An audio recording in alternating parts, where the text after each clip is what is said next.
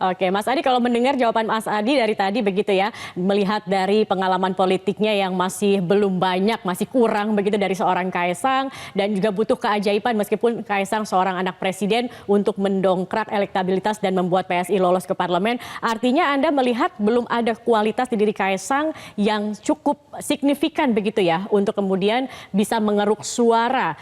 Jadi masih lebih besar adalah pengaruh Jokowi. Tapi Mas Adi kalau melihat secara objektif, apa sih sebenarnya kualitas dari seorang Kaisang ini?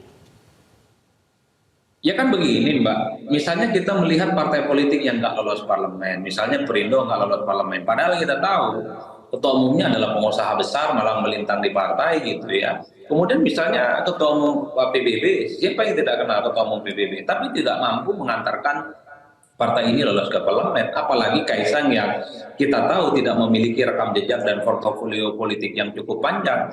Tentu publik meragukan dalam konteks itu. Ini yang saya sebut kacamata masyarakat umum.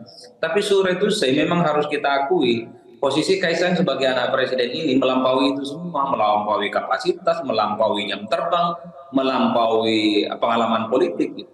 Itulah yang saya sebut sebagai sebuah bonus dan keajaiban yang sangat mungkin terjadi di 2024. Oke. Kaisang sekalipun misalnya kalau kita melihat rekam jejaknya di politik nyaris tidak pernah ada, tapi posisinya sebagai anak presiden akan menguntungkan.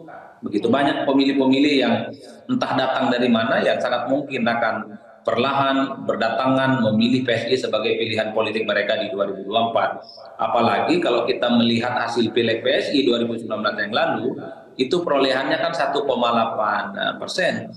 Itu artinya Kaisang sebenarnya hanya butuh hanya butuh sekitar kurang lebih 2,2% 2,2. sebenarnya untuk menggenapi 4% supaya PSI itu lolos di parlemen. Jadi bagi saya Oke. posisi Kaisang itu melampaui perdebatan soal pengalaman politik, berbicara melampaui tentang kualitas, berbicara tentang portofolio gitu. Kita fokusnya melihat Kaisang itu hanya anak presiden yang tentu saja bisa mengkapitalisasi semua resource yang dimiliki, Hmm. semua infrastruktur yang dimiliki, tentu saja keuntungan-keuntungan yang bisa dikapitalisasi mengingat posisi dirinya sebagai anak presiden yang tentu akan menjadi magnet digandrungi oleh banyak pemilih, terutama dari kalangan-kalangan pemilih yang selama ini terasosiasi sebagai pemilihnya Jokowi. Jelajahi cara baru mendapatkan informasi. Download Metro TV Extend sekarang.